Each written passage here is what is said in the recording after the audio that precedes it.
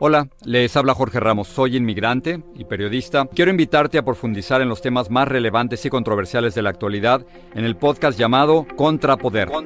Descubre las diferentes voces de los protagonistas del momento con entrevistas a profundidad. Escucha el podcast Contrapoder en Euphoria App y en todas las plataformas. Bienvenidos al podcast del Noticiero Univisión Edición Nocturna. Aquí escucharás todas las noticias que necesitas saber para estar informado de los hechos más importantes día con día. El presidente electo Donald Trump estaría a punto de seleccionar al senador Marco Rubio como el secretario de Estado, aseguran diversas fuentes. Rubio, nacido en Florida, se convertirá en el primer latino en servir como el principal diplomático de Estados Unidos. Tras las promesas de Trump de ordenar redadas masivas, muchos migrantes van a sus citas de inmigración con el gran temor de que los deporten. Un tiroteo entre dos pandillas deja herida a una niña de 7 años que salía de su escuela y ahora lucha por su vida en un hospital. Y la rápida reacción de una buena samaritana salvó de ser atropellado a un niño de solo 2 años que escapó de su casa a una transitada calle en Arizona. Este es Noticiero Univisión Edición Nocturna, con Maite Interiano y Elian Sidán. ¿Qué tal? Buenas noches y gracias por acompañarnos. A esta hora, Elian, el presidente electo Donald Trump estaría nombrando al senador Marco Rubio como secretario de Estado. Todo esto según reportes de la prensa. Efectivamente, Maite, Rubio sería el primer hispano en ocupar el más importante cargo diplomático del país. Y mientras, ya nombró al zar de la frontera, a Tom Homan, quien dijo en una entrevista para la cadena CBS que hará redadas en centros de trabajo. Y además, como su jefe de gabinete, a Stephen Miller, quien advirtió que este país es solo para los estadounidenses.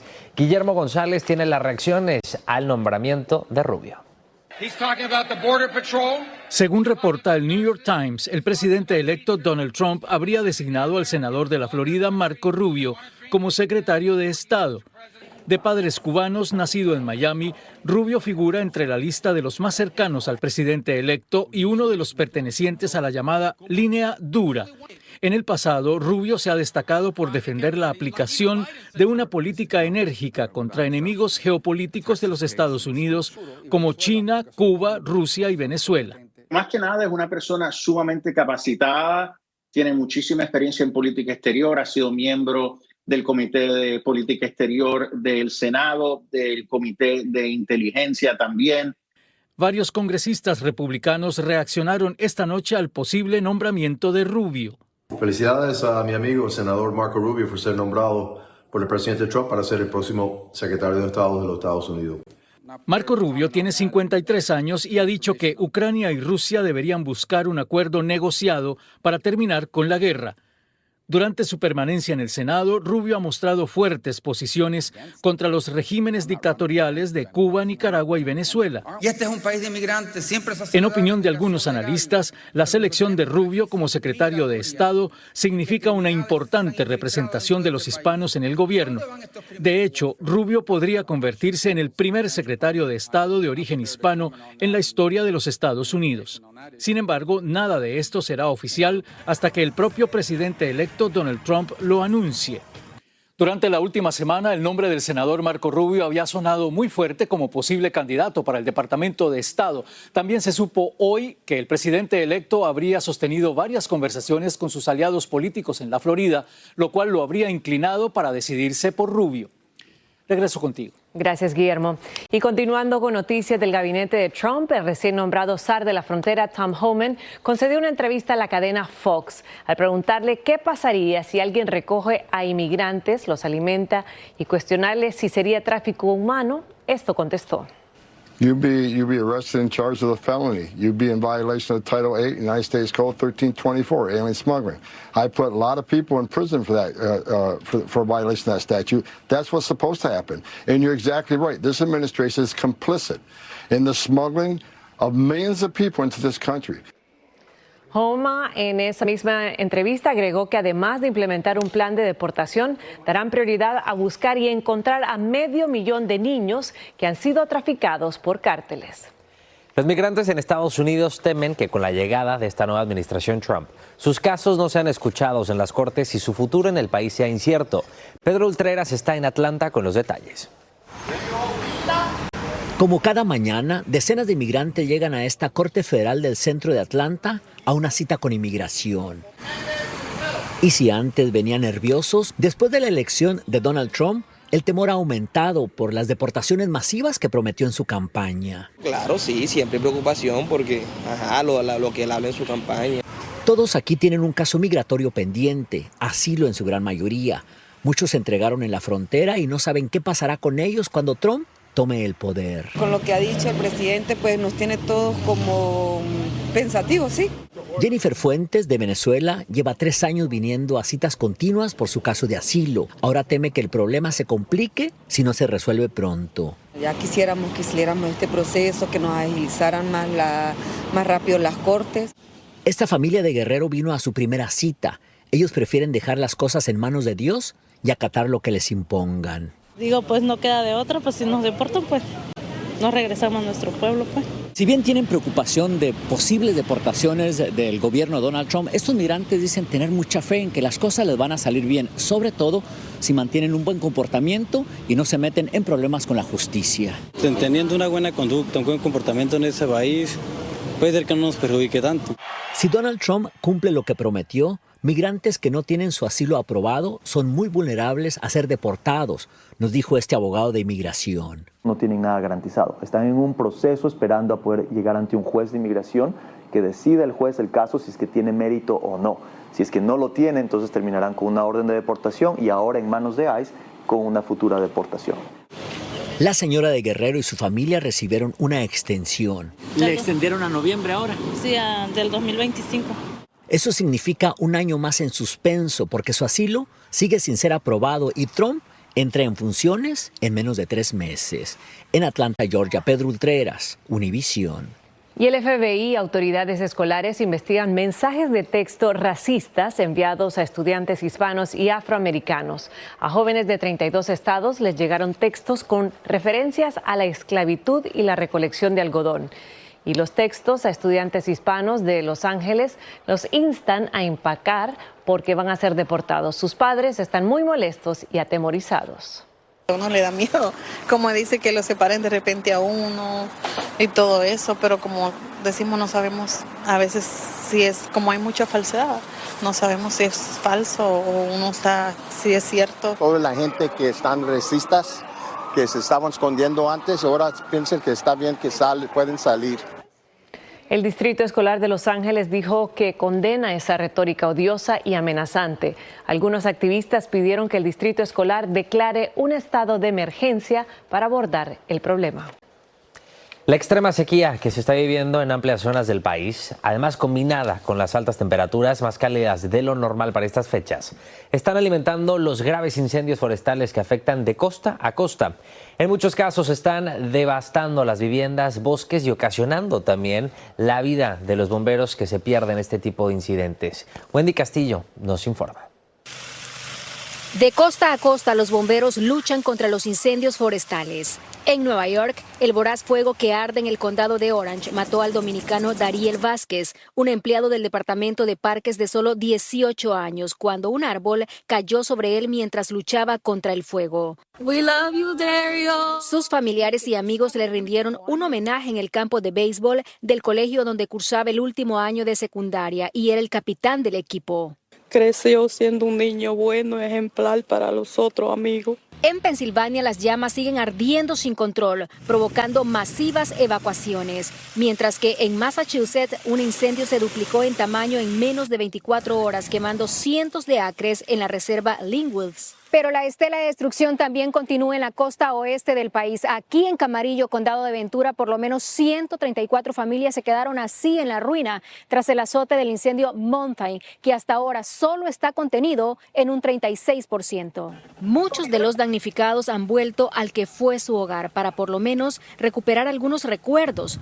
Por eso, miembros de la Cruz Roja están brindando utensilios para poder escarbar entre los escombros. Hemos encontrado diamantes, hemos encontrado relojes, hemos encontrado cosas pequeñas que pueden poner en sus árboles de Navidad, cosas bien chiquitas, y cuando encontramos esas cosas las personas como que quieren llorar de felicidad. Mientras los más de 2,000 bomberos continúan batallando contra las llamas que tienen a cientos de viviendas amenazadas, hoy nuevamente entró en vigencia otra alerta de bandera roja por fuertes vientos.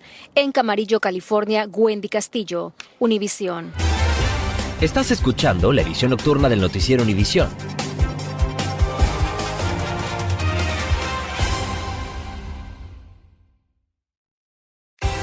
Continuamos con el podcast de la edición nocturna del noticiero Univisión.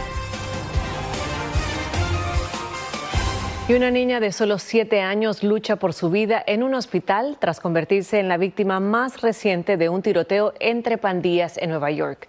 La menor recibió un balazo cuando salía de su escuela en Harlem.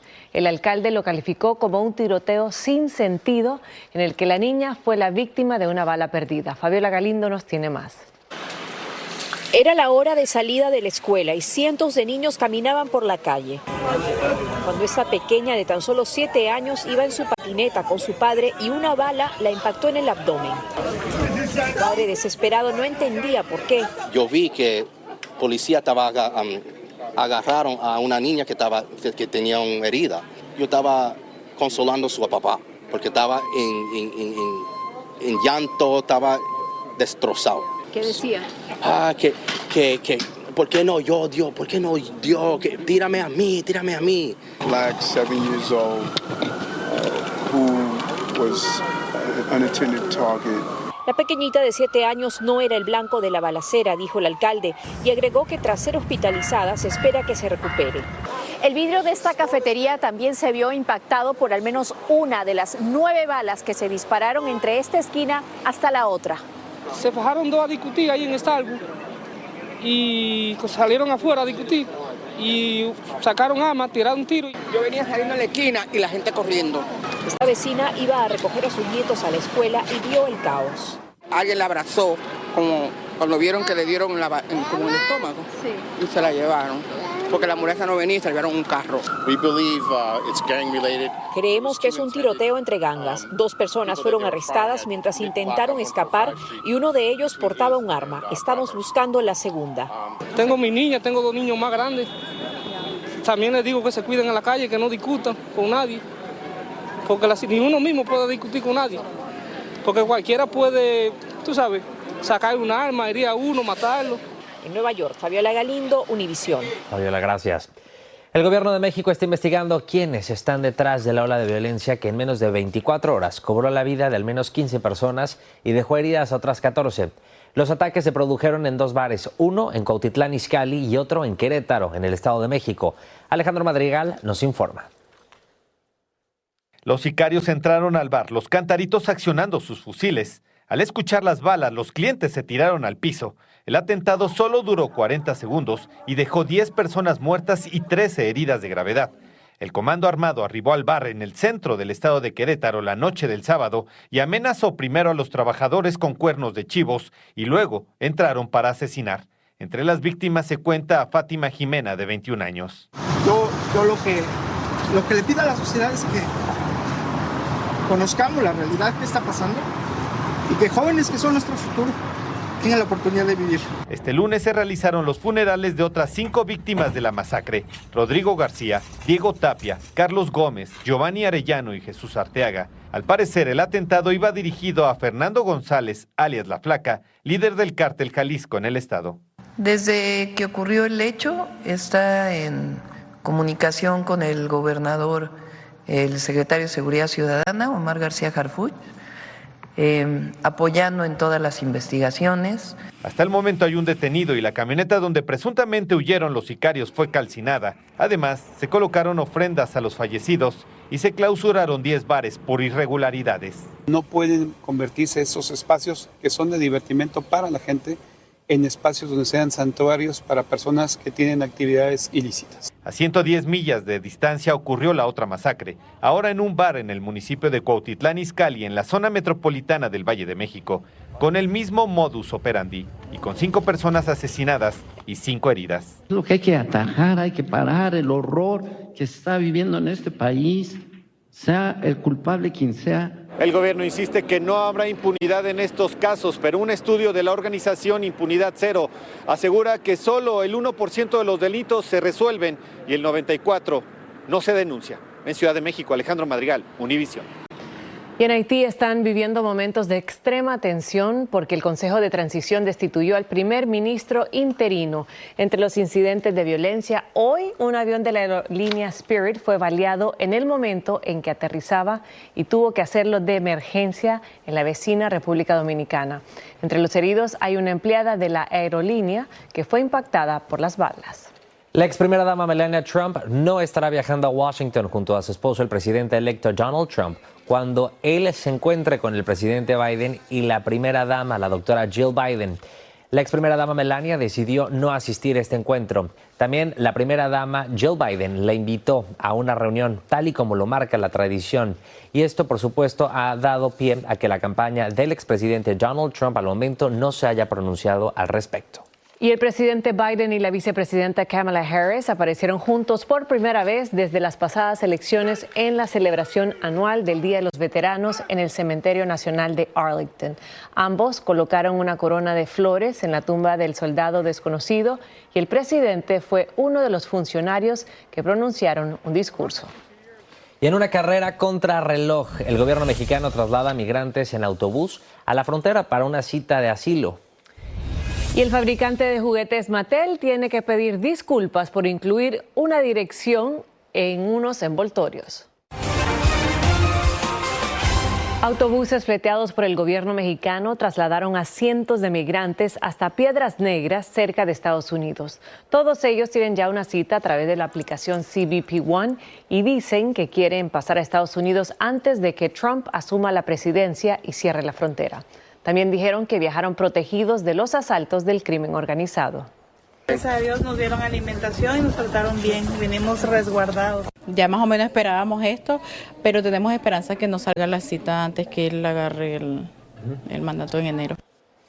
En agosto, el entonces presidente Andrés Manuel López Obrador instaló el programa llamado Corredor Emergente de Movilidad Segura, pero fuentes del gobierno dijeron que lo reanudó la nueva presidenta mexicana, Claudia Sheinbaum. Al narcotraficante Rafael Caro Quintero lo llevaron hoy desde la cárcel del Altiplano en el Estado de México a un hospital en Toluca para una cirugía de próstata.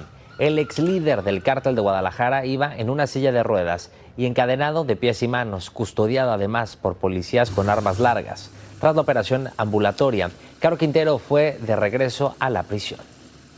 Y el fabricante de juguetes Mattel pidió disculpas a los consumidores, ya que por error imprimieron la dirección de un sitio web de adultos en las cajas de las muñecas de la película Wicked.